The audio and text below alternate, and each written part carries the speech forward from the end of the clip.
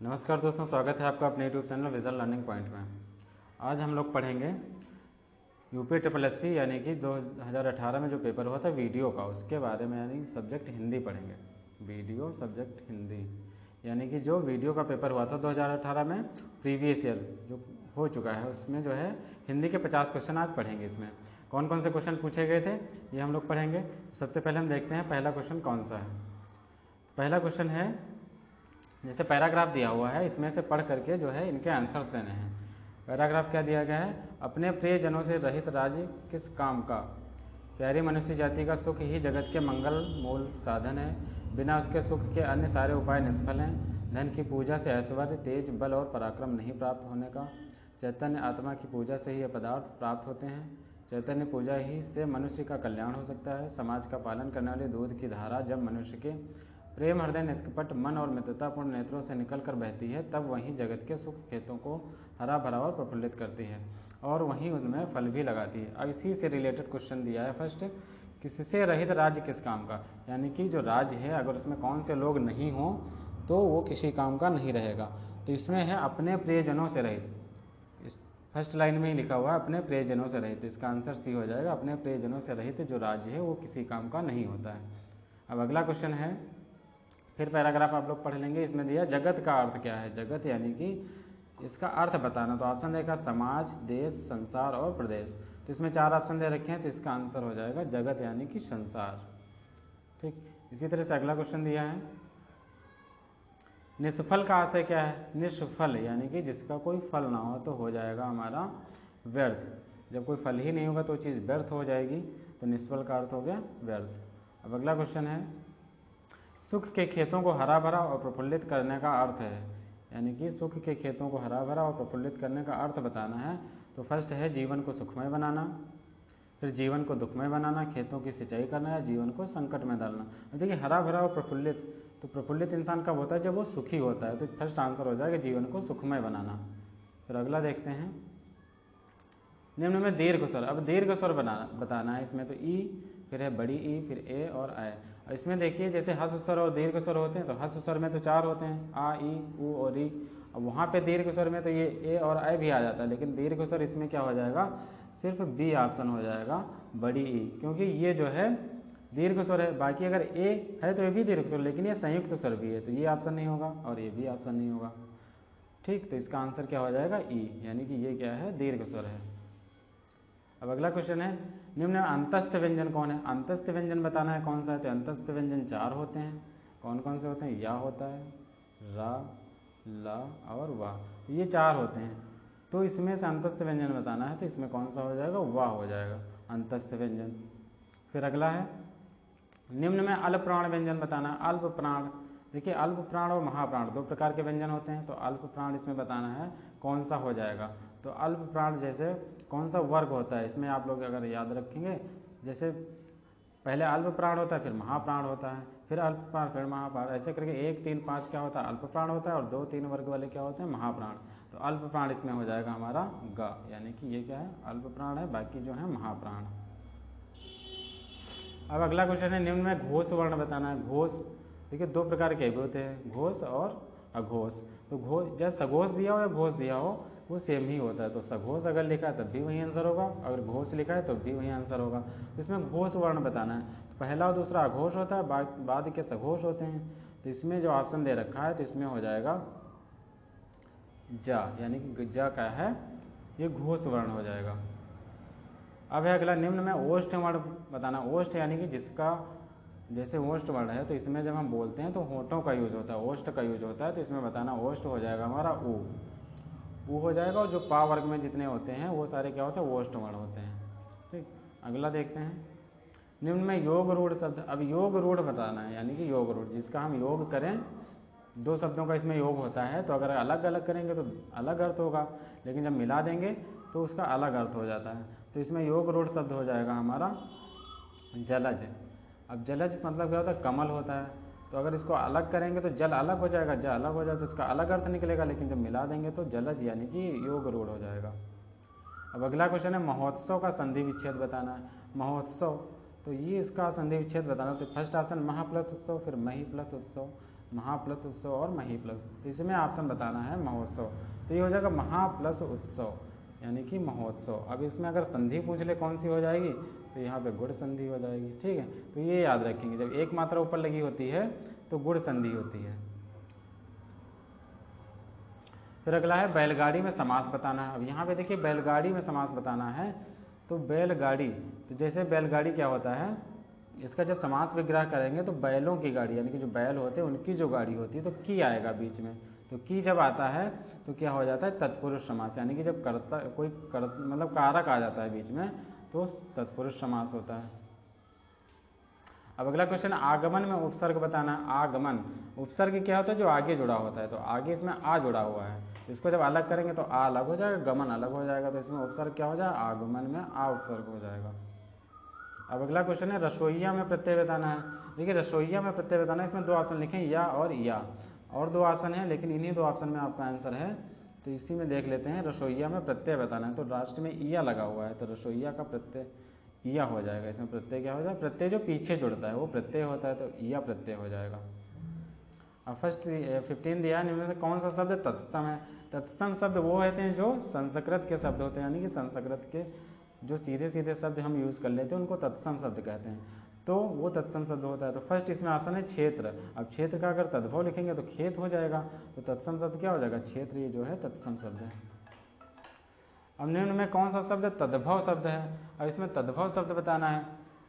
अब तद्भव शब्द क्या होते हैं, जो संस्कृत के शब्दों को हम मतलब अपने अनुसार ढाल लेते हैं, जैसे कुछ मिलता जुलता शब्द होता है हम अपने अनुसार ढाल लेते हैं, वो हमारा तद्भव शब्द होता है। तो तद्भव शब्द हो जाएगा हमारा जीव।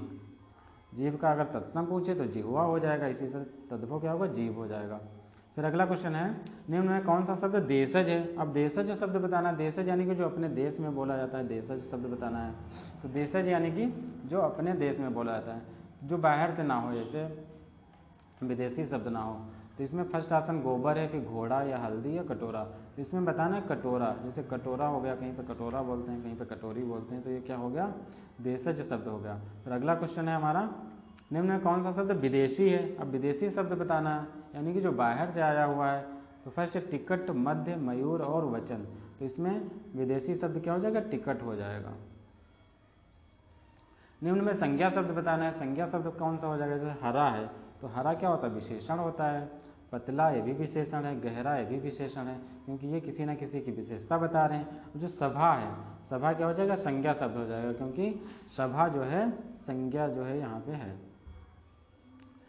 फिर है निम्न में सर्वनाम शब्द बताना है। अब सर्वनाम बताना है, नींद है, तो नींद क्या हो जाएगी, क्रिया हो जाएगी एक। सफाई, सफाई क्या हो जाएगा, जैसे सफाई करना, ये भी एक क्रिया हो जाएगी। रोग, तो ये संज्ञा हो जाएगा। अब इसमें सर्वनाम बताना है, तो कौन, कौन क्या हो जाएगा, सर्वनाम। किस टाइप का सर्वनाम, तो प्रश्नवाचक सर्वनाम है कौन, तो इसका आंसर हो जाएगा डी।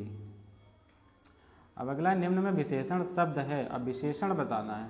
विशेषण शब्द क्या होते हैं, जैसे आसन दे रखा, लड़कपन, उचित, कठोरता और घबराहट। तो इसमें विशेषण बताना है।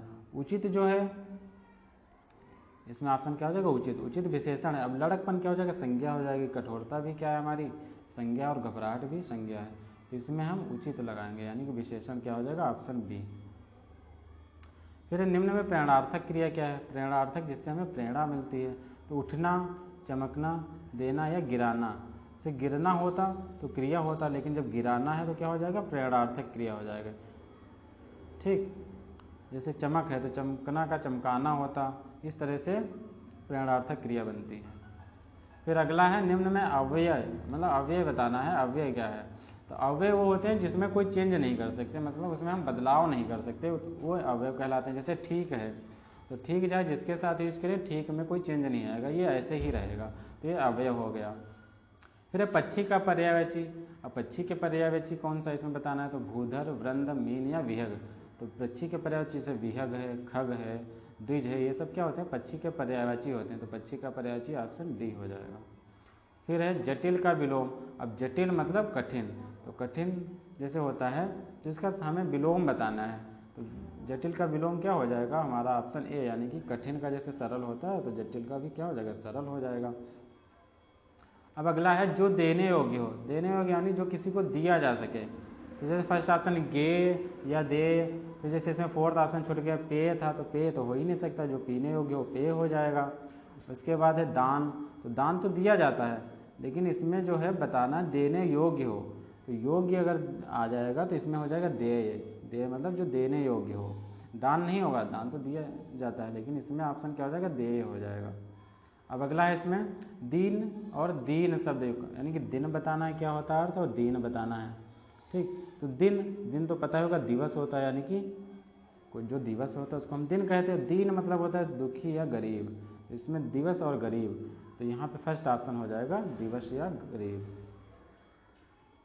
अब दे रखा निम्न में कौन सा शब्द अनेक अर्थक है, मतलब जिसके कई सारे अर्थ होते हैं, तो अनेक अर्थक। अब साहस का अनेक अर्थ क्या होगा, साहसी हो सकता है, लेकिन पुस्तक है, बालक है, तो इसमें अनेक अर्थी, जैसे अंबर है, अब अंबर का अनेक अर्थ हो जाएगा, क्योंकि अंबर से क्या होता है, आकाश भी होता है, तो अंबर क्या हो जाएगा हमारा, और इसका मतलब वस्त्र भी होता है।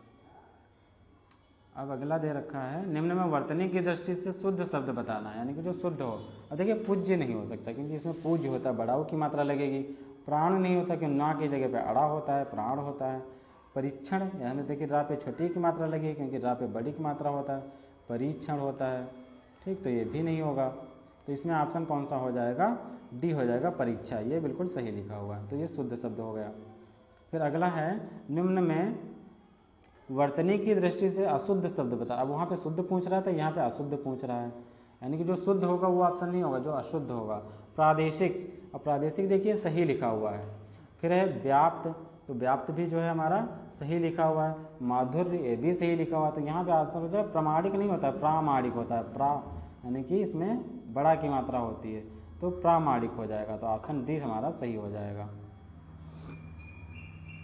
निम्न में अधिकरण कारक का परसर्ग कौन सा है, इसमें परसर्ग बताना। अधिकरण कारक यानी कि जो कारक होते हैं, तो अधिकरण कारक जो होता है उसके कौन से होते हैं ये बताना। तो अधिकरण कारक का परसर्ग हो जाएगा पर, जैसे हम किसी पर में होता है, पर होता है, ये जो होते हैं अधिकरण कारक के होते हैं, इसमें ऑप्शन हो जाएगा पर।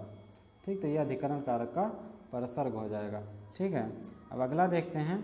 अगला हो जाएगा हमारा निम्न में पुल्लिंग शब्द कौन सा। अब हमें पुल्लिंग शब्द बताना है। जैसे क्षमा, जैसे किसी को क्षमा दी जाती है, तो क्षमा दी जाती है, इसमें क्रिया जोड़ के वाक्य बना के आप देखेंगे तो पता चल जाएगा कौन सा पुल्लिंग है, कौन सा स्त्रीलिंग है। ठीक, ऐसे क्षेत्र, क्षेत्र मतलब खेत, घटना घटी कहते नहीं है, रीति, रीति के अनुसार, तो यहाँ से ये तीनों क्या हो जाएंगे, तो स्त्रीलिंग पुल्लिंग हो जाएगा हमारा क्षेत्र, यानी कि ये क्षेत्र किसका है, या खेत इसका किसका है, ये सब हो जाएगा पुल्लिंग शब्द। फिर निम्न में स्त्रीलिंग शब्द बताना। अब स्त्रीलिंग बताना है, जैसे बहुत ये दुख दिया है, तो दुख क्या हो जाएगा, दुख पुल्लिंग होगा, क्योंकि दुख होता है। अब लेख लिखा जाता है, स्पर्श, जैसे किसी चीज़ को स्पर्श करना। अब यहाँ पे गरिमा जो है, गरिमा, ये हमारा क्या हो जाएगा, स्त्रीलिंग शब्द हो जाएगा। फिर अगला दे रखा है निम्न में किसका प्रयोग सदैव बहुवचन में होता है। अब बहुवचन बताना है। अब देखिए नारी एक वचन है, गाय भी एक वचन है। अब गाय का गायें बन सकता है, नारी का नारियाँ, लता का लताएं हो जाएगा, लेकिन दर्शन जो है बहुवचन में यूज होता है। ठीक है, तो दर्शन क्या हो जाएगा, बहुवचन हो जाएगा। अब अगला क्वेश्चन है किसका प्रयोग सदैव बहुवचन में होता है। ये तो सेम है क्वेश्चन है, तो इसका अगला देखते हैं।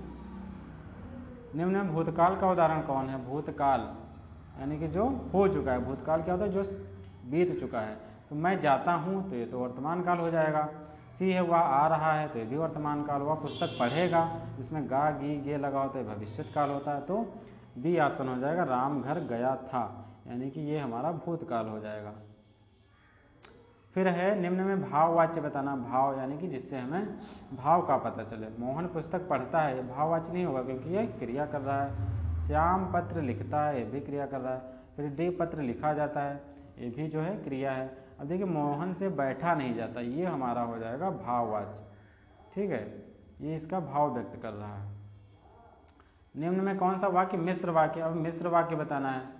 जो चार ऑप्शन दे रखे इसमें मिश्र वाक्य कौन है। विद्वान सब जगह पूजा जाता है, तो ये मतलब सिंपल यानी कि सरल वाक्य है, तो ये सरल वाक्य ये भी नहीं हो सकता। अच्छा लड़का माता पिता की आज्ञा मानता है, ये भी सरल वाक्य है।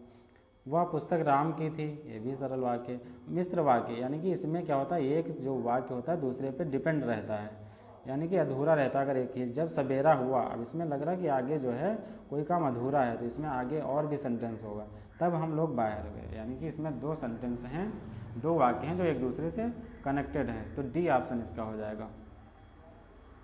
फिर है मैंने विद्यालय जाना है, अशुद्ध बताना है। मैंने विद्यालय जाना है, यहाँ पे देखिए मैंने लिखा है, तो मैंने विद्यालय जाना थोड़ी है, तो अशुद्ध हो जाएगा। मुझे विद्यालय जाना है, ये हो सकता है, तो इसमें गलत बताना क्या है, तो ऑप्शन ए यानी कि मैंने की जगह मुझे हो जाएगा। फिर प्रश्न चिन्ह कौन सा, प्रश्न चिन्ह बताना है क्वेश्चन मार्क। तो प्रश्न चिन्ह क्या होता है, जो प्रश्न करता है या जो क्वेश्चन मार्क, तो इसमें बी ऑप्शन प्रश्नवाचक हो जाएगा, ठीक है। फिर आसमान फट जाना, आसमान फट जाना यानी कि एकदम से कोई आफत आ जाना, तो अचानक से जब कोई आफत आती है तो उसका मुहावरा क्या होता है, आसमान फट जाना। ऑप्शन डी हो जाएगा, अचानक आफत आ जाना।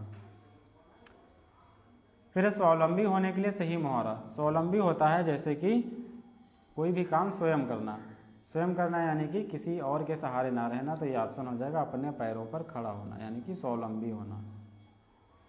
फिर बोए पेड़ बबूल के आम कहाँ से हो, यानी कि जो ये लोकोक्ति दे रखी है इसका अर्थ पूछ रहा है, तो अर्थ बताना है। जैसे बोए पेड़ बबूल के आम कहाँ से हो, यानी कि जो चीज़ जैसा करोगे वैसा ही मिलेगा, यानी कि जैसा कर्म करोगे वैसा ही फल मिलेगा, तो इसका ऑप्शन हो जाएगा जैसा कर्म करोगे वैसा फल, बी ऑप्शन हो जाएगा, ठीक है।